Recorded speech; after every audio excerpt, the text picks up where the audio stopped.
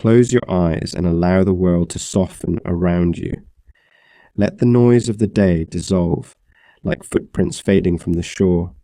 The room around you is still, the sky outside is silent, and you are here, drifting slowly into a story older than memory itself.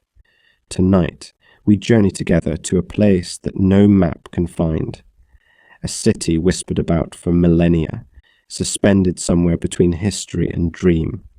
Atlantis, a name that echoes with mystery, woven into ancient texts and sunken myths. A land said to have flourished with untold beauty and wisdom, only to vanish beneath the sea in a single night. Is it real? A truth buried beneath centuries of silt and seawater? Or is it merely a parable, a fable conjured to warn us of our own pride? The story of Atlantis has endured not because we are certain of it, but because we are not. Its absence leaves a space that imagination fills, each generation shaping the myth anew. The tale does not begin with a sailor or a soldier or even a storyteller.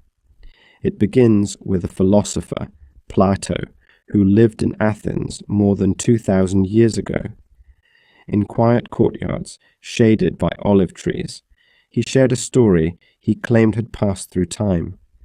From the temples of Egypt to the scrolls of wise men, a story of a lost civilization, grander than any known, swallowed by the sea as punishment for its arrogance. But Atlantis is more than a warning. It is an invitation, a mystery wrapped in wonder, urging us to peer just beyond the veil of what we know, into the gentle depths of what might have been. And so, as you lie back and breathe in the stillness, let your thoughts wander. Let the rhythm of your breath carry you, like a small boat on a calm ocean, toward the quiet places of the world and the mind.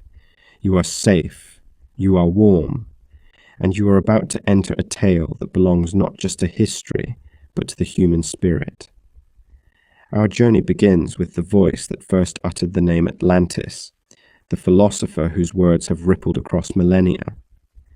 Let us begin then with Plato. This is Drift Off to History, where we bring calm stories for curious minds. More than 2,000 years ago, in the shaded gardens of ancient Athens, a man named Plato composed a story that would echo far beyond his time. A philosopher, a student of Socrates, and a teacher of Aristotle, Plato was no mere teller of tales. He was a seeker of truth. Through his writings, he shaped the way the Western world thinks about justice, virtue, and the soul. But nestled among his most thoughtful works is something unexpected, a legend, a tale of a city lost to the sea, a place called Atlantis. He wrote of it in two dialogues, Timaeus and Critias, philosophical texts that blend logic with myth, politics with poetry. And in them, he claimed the story was not his own invention. It was, he said, passed down from his ancestor, Solon, a wise and respected lawgiver who had lived some 2 centuries before Plato's time. Solon had travelled far from Greece, across the Mediterranean, to the ancient city of Sais in Egypt, where he sought knowledge from priests known to be keepers of the oldest truths.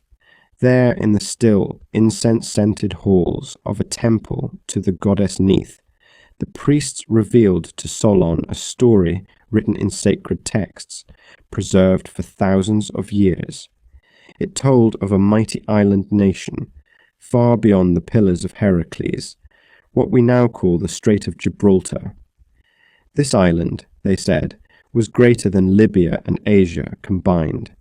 Its people were powerful, intelligent, and prosperous, and yet, in the end, it was destroyed in a single day, a night of catastrophe, sinking beneath the waves and vanishing forever.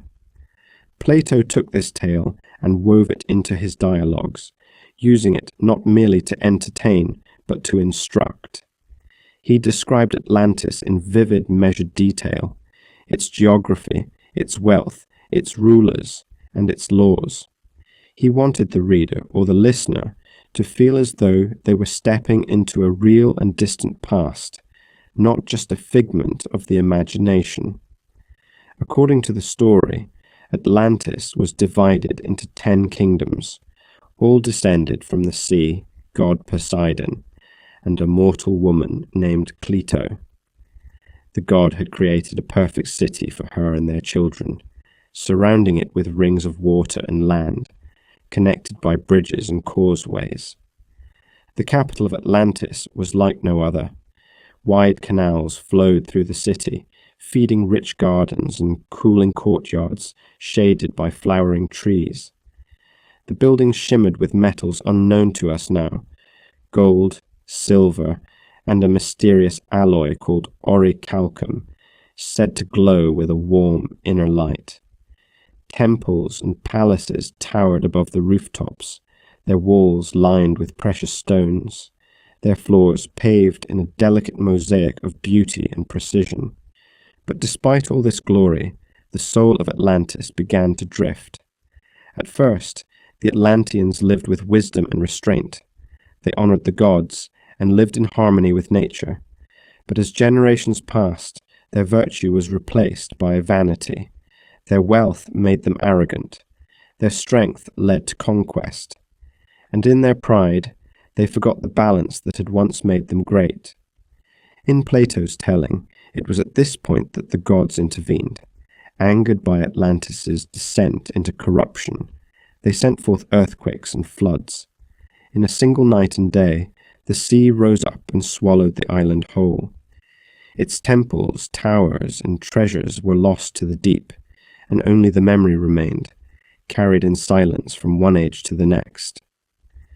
Some believe that Plato meant this as a fable, a philosophical parable meant to show how even the most magnificent civilization can fall if it turns away from balance and justice. Atlantis, in this view, was never meant to be taken literally. It was an allegory, a mirror held up to Athens, warning against the dangers of ambition unrestrained. Yet others have wondered, could there be more? Could Plato have drawn from older sources, preserving through his words the faint echo of a forgotten past? Might there once have been a great city, perhaps not called Atlantis, destroyed in some cataclysm now lost to time? That question has lingered through centuries, inspiring explorers to sail uncharted seas, scholars to pore over ancient maps, and storytellers to imagine what might lie hidden beneath the waves. As you rest now, gently drifting between thought and dream, imagine Solon standing in the temple at Sais, hearing the priests recount their ancient tale. Imagine Plato, centuries later, sitting by a flickering oil lamp, writing those same words with care, not knowing how far they would travel, not knowing that thousands of years later you would be listening, wondering, like so many before you, whether the story is myth or memory. And as you breathe slowly and evenly, we leave behind Plato's words and step through the gates of imagination. In the next chapter, we'll walk the sunlit streets of Atlantis as they might have been, alive with beauty, music, and movement, a glimpse into a paradise on the edge of time.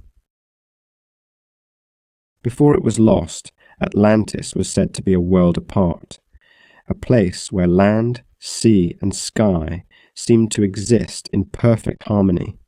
It was not merely a city, it was a vision, a dream of what human civilization could be, if only wisdom and beauty walked hand in hand. As the legend goes, Atlantis flourished beneath a temperate sun, surrounded by gentle seas, and protected by mountains that rose like ancient guardians. Its climate was mild, its rains plentiful, and its soil so rich that the land yielded crops in abundance, season after season, without need for struggle. In this paradise, the Atlanteans built their capital upon a unique design, concentric rings of land and water, shaped like ripples spreading outward from a stone dropped into a still pond. The central island held the heart of the city, the royal palace, and the great temple to Poseidon, their patron god. From this sacred center, wide bridges reached across the watery rings to the outer districts, where markets buzzed with trade, and homes stood decorated in marble, bronze, and gold. Each ring was connected by tunnels beneath the canals, and causeways wide enough for chariots and processions. The temple to Poseidon stood tall and gleaming, said to be over a stadium in length, its outer walls plated in silver, its interior ceiling covered in ivory, and adorned with emeralds and sapphires that sparkled like stars in a twilight sky. At its center rose a statue of the god himself, so large that its head brushed the roof. He stood upon a chariot drawn by 6 winged horses, surrounded by dolphins that seemed to leap from the waves of the marble floor. Pilgrims came to pay homage, bringing offerings of grain, wine, and precious stone. Beyond the temple and palace, the city was alive with movement and sound. Wide boulevards lined with flowering trees connected public squares, each filled with fountains and sculptures. Children played beneath the archways of academies. Artists worked in open-air studios, their paint glinting under the sun. Musicians strummed soft notes on strings, as merchants laid out silks, spices, and scrolls brought from distant lands. The air carried the scent of citrus and myrrh, and the salty tang of the sea never drifted far from the senses. Atlantis was not only beautiful, it was bountiful. The plains beyond the city were fed by intricate irrigation systems, engineered with care and precision. Streams and springs were channeled into aqueducts, their waters feeding orchards heavy with figs and pomegranates, olive groves that shimmered in the wind, and fields of golden barley. The Atlanteans were master farmers, skilled craftsmen, and wise governors.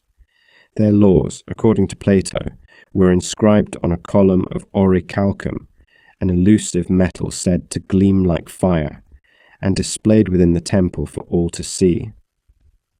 Life in Atlantis moved with order and grace. The people lived in well-built homes, with warm stone floors and shaded courtyards. Their society was divided into 10 realms, each ruled by one of Poseidon's descendants.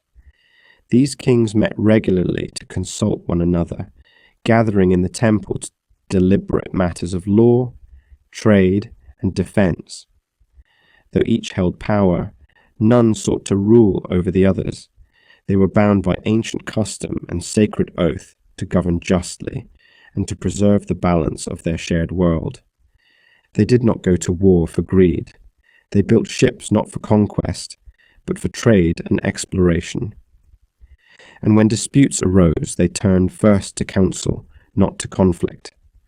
For a time, Atlantis was not just prosperous, it was peaceful. It offered a model of civilization where knowledge and compassion stood above ambition. Plato described it as a place where the divine spark still lived in human hearts. But as in all golden ages, shadows began to gather. As wealth multiplied and generations passed, the Atlanteans began to change. Their temples grew taller, their feasts grander, their thirst for more, deeper. They expanded their reach, venturing beyond their waters to conquer and colonize. They grew proud, certain of their superiority. Slowly, the laws inscribed in the temple were read less and obeyed less still. The gods were honored in ritual, but not in heart. The balance they once cherished began to falter. And yet, in these quieter moments of our story, we pause before the fall, because there is beauty in imagining what once was, or might have been. A city where bells chimed in harmony with birdsong, where knowledge flowed like water through quiet halls, and where peace was more than a dream. Atlantis, in its prime, offers us not only a legend, but a longing, a yearning for a world in which human potential and natural wonder move together in grace. In the next chapter, we will witness the end of that dream. We will follow the final hours of Atlantis, not as an abrupt collapse, but as a slow unraveling, and then the sea will come, the tides will rise, and the city of rings will vanish, slipping into silence beneath the waves. Chapter 3. The Great Cataclysm. For a time Atlantis stood untouched, a jewel of balance and beauty, resting upon the breast of the sea. But golden ages never last forever. Like the tide that kisses the shore, even the greatest achievements must eventually ebb. And so it was with Atlantis. As generations passed, the harmony that once defined this island world began to waver. The Atlanteans, once humble stewards of wisdom and nature, slowly grew enamored with their own power. Their cities became more extravagant, their rituals more hollow. Temples once built to honor the divine became monuments to their own magnificence. They took more from the earth than they gave, and in their hearts the quiet voice of the gods became a distant echo. It was said that the divine portion in them began to fade, that their souls, once balanced between mortal and godly essence, tipped further into the realm of desire and pride. And with this shift, the Atlanteans turned their eyes outward, not in wonder, but in conquest. They began to reach across the seas with armies and ambition. Theirs was no longer a kingdom of peace, but of dominion. Plato tells us that they marched against other lands, against Egypt, against Athens itself. They believed the world owed them obedience, that they were destined to rule not just the seas, but the earth itself. But the world resisted. The Athenians, though smaller in number, rose in defense of liberty and virtue. They fought back, and they prevailed. The Atlanteans, mighty though they were pushed back to their island, their dreams of empire fractured and undone. And then the earth stirred. No army, no king, no council could prepare for what came next. It began with tremors beneath the sea, gentle at first, barely noticed in the rhythm of daily life. The waters grew restless. Animals fled the forests. The skies, once blue and clear, darkened with sudden clouds. The air thickened, heavy with silence. And then the shaking began. The land groaned. Mountains split. Great towers trembled and fell. Canals cracked open and spilled their waters in every direction. Bridges shattered like glass. Fire rose from the ground, and smoke coiled into the sky. Lightning danced across the horizon. The people of Atlantis ran, cried out, sought shelter, but there was nowhere to hide. In a single night and day of misfortune, the sea claimed the land. Waves taller than temples surged across the island. The earth buckled and sank. What had once been fields of green became the ocean floor. What had once echoed with music and laughter now fell silent beneath the deep. The palace, the temples, the great statue of Poseidon, all lost to the dark. One moment it was a civilization, the next it was a memory. There were no survivors to tell the tale, no ships that sailed away to safety. Only the story carried by priests in distant temples, preserved in the scrolls of ancient sages, passed like a whisper across centuries until it reached the ears of Plato. Some believe this cataclysm was imagined, a warning cloaked in myth, a parable wrapped in poetry. But others wonder whether such a disaster might have roots in real events. They speak of volcanoes and shifting seas, of earthquakes and eruptions that swallowed islands whole. They point to Santorini and the Thera eruption, where a Minoan civilization may have once flourished and perished in fiery ruin. Even if Atlantis never existed in stone and soil, its fall speaks to something very real: the fragility of greatness, the suddenness with which nature can reclaim what it has given, the quiet truth that nothing, no matter how grand, lasts forever. As you lie here now, still and safe, you may imagine the final hours of that world, not in terror, but in solemn awe: the trembling earth, the sweeping waves, the fading lights of a once glorious city. You may picture statues slowly tilting, disappearing beneath the ocean, gardens folding gently into the sea, scrolls and stories dissolving into silence. And yet, even in that silence, Atlantis lives on, not in ruins, not in relics, but in memory, in the stories we tell, in the dreams we share. It is a reminder, etched not on stone tablets, but in the human heart, a story of what was or what might have been, a tale that helps us see both the beauty and the brevity of all things. In our next chapter, we'll turn our attention to the search, to the explorers, historians, and wanderers who, across centuries, have tried to find Atlantis again, not in legend, but in the real world. The question still lingers: if it was once real, where did it go? But for now, breathe. Let your thoughts drift like sea foam on quiet water, and rest in the memory of a city that once dreamed and was lost. Chapter 4. Searching the Depths. Long after the waves had stilled, after the statues were swallowed and the scrolls dissolved into silt, the world began to wonder, could it be true? Could Atlantis, this city of splendor and sorrow, have once stood upon the earth? Across centuries and continents, the search began, not with pickaxes and diving bells at first, but with quiet questions, with scrolls unfurled in candlelight, with maps compared and ancient texts translated. Scholars, sailors, mystics, and kings, each drawn to the tale not merely for treasure, but for truth. One of the earliest and most compelling theories takes us to the sun-kissed islands of the Aegean Sea. There, among the bright blues and whites of Greece, lies a crescent-shaped island called Santorini, once known as Thera.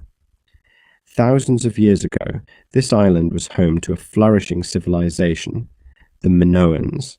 They were skilled traders, builders, and artists. Their cities were adorned with colorful frescoes, their palaces complex and advanced, their lives seemingly peaceful. But beneath the surface of Thera lay a secret, a volcano, vast and powerful, quietly slumbered. And then, one day, it awoke. Around 1600 BCE, Thera erupted in one of the most violent volcanic events in human history. The explosion tore the island apart. Ash darkened the skies as far as Egypt. Waves swept across the Aegean. In an instant, cities were buried, ports were drowned, and an entire civilization was thrust into decline. Could this be the truth behind the myth? A once great society destroyed by natural disaster, its memory passed through generations and eventually retold by Plato? Many scholars think so. The descriptions of Atlantis, a highly advanced island, destroyed suddenly by earthquakes and floods, bear an uncanny resemblance to the fate of the Minoans. And while no single site has ever been definitively proven, Thera remains one of the most serious candidates. But the story doesn't end there. Some have looked not to the Aegean, but to the west, to Spain's southern coast, near the Doñana wetlands. Beneath layers of mud and salt marsh, satellite imagery has revealed what some believe to be circular structures, shapes eerily reminiscent of Atlantis's rings of land and sea. Archaeologists have explored the area and uncovered remnants of ancient settlements, pottery, and tools. Could these be the ghost traces of a sunken city? Further afield, eyes have turned to the Sahara Desert. In the vast emptiness of Mauritania lies a geological formation known as the Richet structure, or, more poetically, the Eye of the Sahara. From the sky, it resembles a massive set of concentric rings etched into the earth, like a forgotten fingerprint of the gods. Remote, eroded, and mysterious, the Richet has sparked fascination in recent years. Some claim it matches Plato's dimensions of Atlantis with surprising accuracy. Others caution that it is a natural formation, shaped by wind and time, not by human hands. And then there is Bimini. Off the coast of the Bahamas, divers discovered an underwater formation known as the Bimini Road, flat, rectangular stones that appear to form a deliberate path beneath the sea. To some, it's a remnant of a lost civilization. To others, a quirk of geology. The stones, shaped by nature or not, have added yet another layer of wonder to the global mystery. Some even look to Antarctica. They point to ancient maps like the Peary Race chart, which seems, mysteriously, to show the coastline of the frozen continent centuries before its official discovery. Could Atlantis lie beneath the ice, hidden beneath a shroud of snow, waiting for the warmth of another age to uncover it? There are many theories, and with each we must balance wonder with wisdom. For every grain of truth, there is a sea of speculation. For every photograph or ancient map, there is a question not yet answered. But perhaps that is part of what keeps Atlantis alive. Not the certainty, but the chase. Because in searching for Atlantis, we are searching not only for ruins, but for connection, for stories that stretch across time and language, for glimpses of our shared human past. We are drawn to the idea that something magnificent might have once existed, and that perhaps, if we look closely enough, we might find it again. Some have spent their lives combing the seafloor, scanning the earth from satellites, and piecing together clues. Others simply wonder quietly, in the moments between sleep and waking, what it must have looked like. The sunlight on the marble steps, the flags fluttering above the harbours, the smell of salt and blossom in the morning air. And so the search continues, not just in the oceans and deserts of the world, but in the quiet corridors of the mind. In our next chapter, we will look even deeper into ancient myths and parallel legends scattered across cultures that never knew one another, yet tell remarkably similar tales. Could Atlantis be one version of a story that all humanity remembers, a dream of paradise lost? For now, let the mystery rest gently in your thoughts, like silt settling at the bottom of a still, clear pool. Breathe slowly, let your body soften, and if your mind begins to drift, know that you are safe. The sea is calm, the search can wait until morning. Chapter 5. Atlantis in Ancient Lore.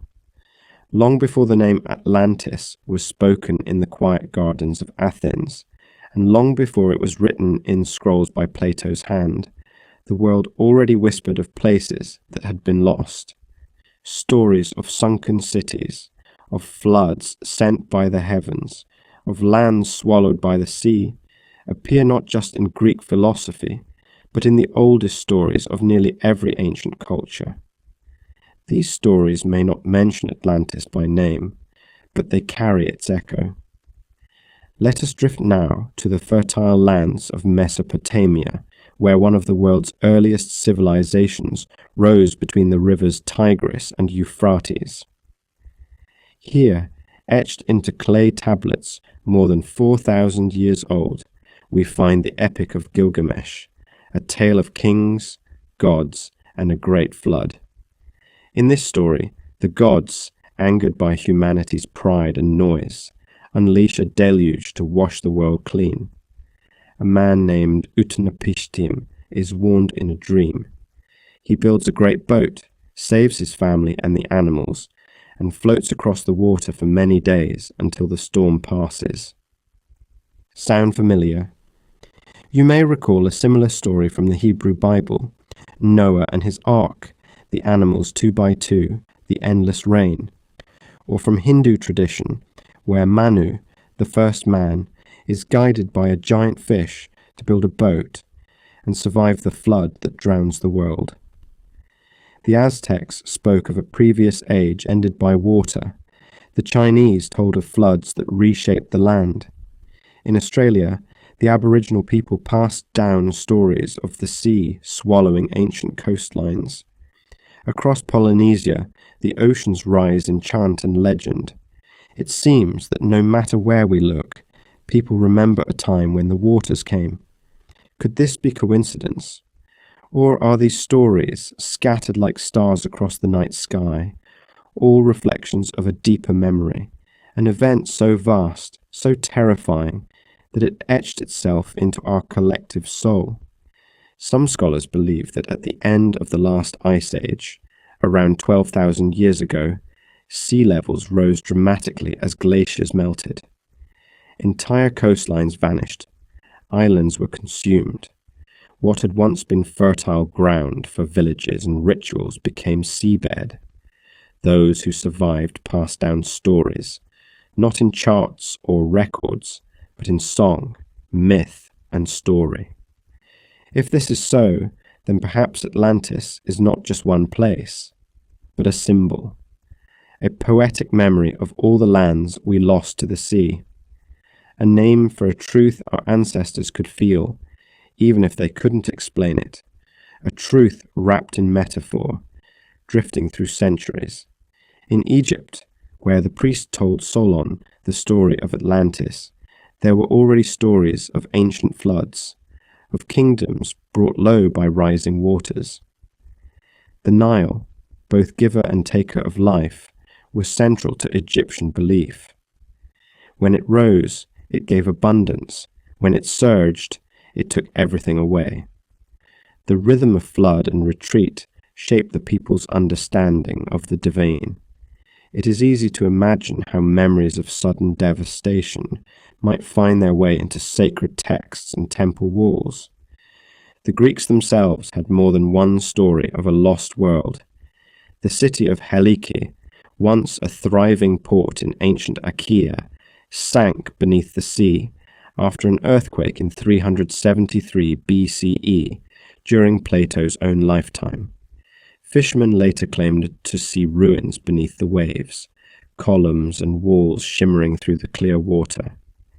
Perhaps Plato, already fascinated by tales of cataclysm and divine punishment, saw in Helike a confirmation of what he had written, or even a warning to his own people.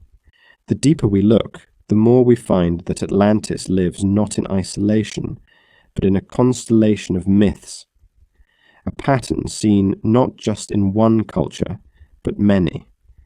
It is as though humanity has always carried this memory within us, a longing for a golden place we left behind or lost, a time when the world was still balanced, when we lived closer to the divine. Perhaps that's why Atlantis continues to draw us in. It is not just the ruins or the mystery, but the feeling, the aching familiarity of a story we've always known, even if we've never heard it told quite this way.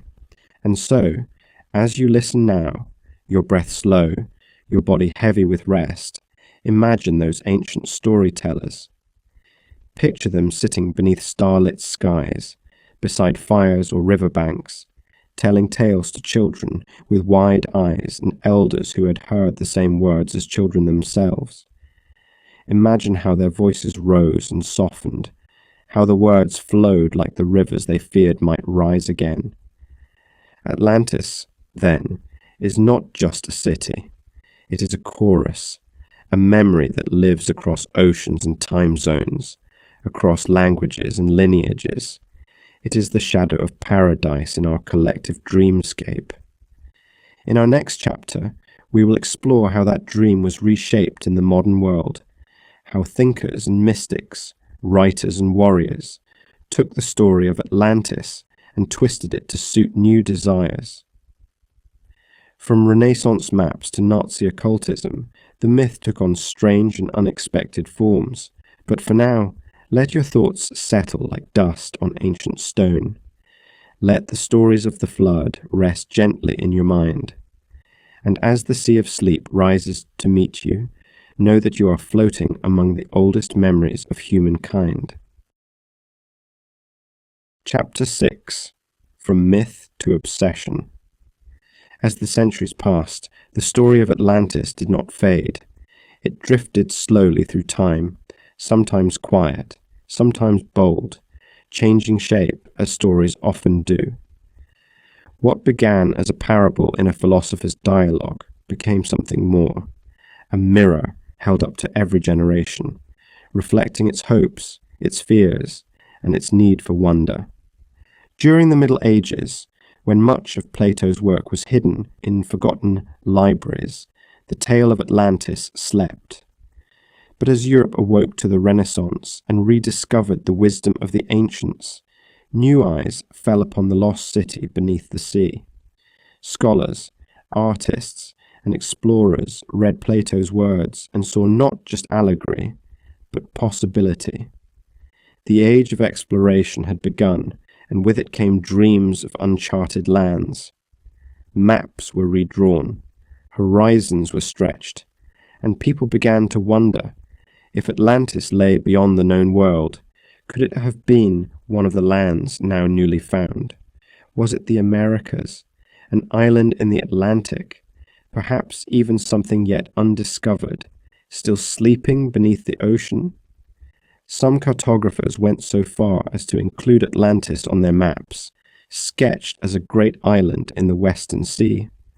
Others wrote of it as a real place, lost in a past older than recorded time. The myth was no longer just about moral decay or divine punishment. It had become a quest. In the 17th century, a man named Francis Bacon reimagined Atlantis in his book New Atlantis, a utopian tale of a scientific paradise. In Bacon's vision, Atlantis was not lost, but hidden, a place where knowledge flourished in harmony with faith and wisdom. It was a dream of what civilization might yet become, rather than a warning of what it had already lost. But not all visions of Atlantis were so gentle. In the 19th century, with archaeology still in its infancy and colonialism in full force, the myth of Atlantis was claimed by many for many reasons. Theosophists, mystics, and spiritualists began to write of Atlantis as a cradle of humanity, a place where ancient beings wielded forgotten powers and lived in harmony with the universe. Madame Blavatsky, founder of the Theosophical Society, wrote of Atlanteans as a root race, gifted with psychic abilities and divine knowledge. To those drawn to mysticism and metaphysical ideas, Atlantis was not just real, it was sacred, a place of origin, a forgotten home. And in this form, the story began to grow stranger, stretching far beyond Plato's quiet tale into realms of prophecy, reincarnation, and lost technologies. But perhaps the most troubling transformation came in the 20th century, when the story was twisted into something darker. The Nazis, obsessed with race and ancient origins, looked to Atlantis not for wisdom, but for validation. They believed, or at least pretended to believe, that the lost city had been home to a superior people, the ancestors of what they called the Aryan race. This false narrative was used to justify horrific ideologies and actions, casting a shadow over the myth that still lingers today. It is a sobering reminder of how stories, even those born in philosophy and wonder, can be reshaped by the needs of those who tell them. Atlantis became a blank canvas, painted over again and again, each time in the colours of the age. And yet, through all this, the heart of the story endures. Beneath the distortions, beneath the inventions and agendas, there is still something quiet and aching in the myth of Atlantis. A memory of balance, a warning about pride, a longing for a place that might have been, and might still be, somewhere beyond the reach of ships. Perhaps that is why we return to it, not for certainty, but for the comfort of wondering, for the soft possibility that something beautiful once existed and was lost, not in fire, not in war, but in water, something that slipped silently beneath the waves, too perfect to last. As you rest now, let those thoughts flow gently through your mind. Imagine how the myth moved from scroll to whisper, from book to map, from dream to obsession. Each new age finding in it something of itself. In our next chapter, we'll step into the modern era, where Atlantis appears not in temples or philosophy, but in films, fiction, and digital screens. A myth reborn once more, not as a warning or a parable, but as a story that belongs to everyone. For now, breathe. Let the tide of thought retreat. You are drifting, slowly, safely, between myth and memory. Chapter 7. Atlantis in the Modern Mind. Even now, thousands of years after Plato first set ink to parchment, the myth of Atlantis lives on, not only in books of philosophy or the journals of explorers, but in places far closer to our everyday lives. In glowing cinema screens, in video games and bedtime stories, in crystal shops and internet forums, the lost city continues to rise and fall, over and over again, within the imagination. In the last 100 years, Atlantis has become more than myth. It has become icon. In the world of fiction, the tale has taken on countless new lives. Writers have turned Atlantis into everything from a sunken empire of warrior kings to a haven of ancient technology, hidden just beyond our reach. In comic books, it is the kingdom of Aquaman. In animated films, it is a place of light, floating stones, and mysterious energy. In novels, it is often rediscovered by a daring archaeologist, or visited by a curious child in a dream. Each version is different. Each one reinterprets the core of the myth, the idea that something once great was lost, but might yet be found. Atlantis has become a setting, a symbol, a shorthand for wonder. For some, it represents an ancient advanced civilization, a race of beings far older and wiser than we imagine ourselves to be. For others, it is a metaphor for lost knowledge or lost innocence, a place untouched by modernity where harmony once ruled. In New Age communities, Atlantis holds a special place. It is believed by some to have been a spiritual center, a source of cosmic wisdom, where humans lived in tune with higher vibrations and divine laws. Healers and mystics speak of past lives lived in Atlantis. They wear crystals said to carry its energy. They meditate on its name like a mantra, soft, ancient, resonant. And even outside those circles, the word Atlantis evokes something deeper than fantasy. It speaks to the quiet, human yearning for paradise, for a world before the world we know, a cleaner one, a wiser one, a world not ruined, but simply misplaced. In schools and documentaries, the story of Atlantis is explored with curiosity and caution. Scholars discuss Plato's intentions, archaeological sites are examined with care, and questions are asked, not to chase the impossible, but to understand the possible. What does our fascination with Atlantis say about us? What does it mean that we continue to imagine, search, and hope? Perhaps it is because Atlantis is more than just a legend. It is a kind of mirror. When we tell the story, we are often telling it about ourselves, about what we wish we could be, about what we fear we might become. We dream of Atlantis because it invites us to imagine a world where knowledge and kindness flourished.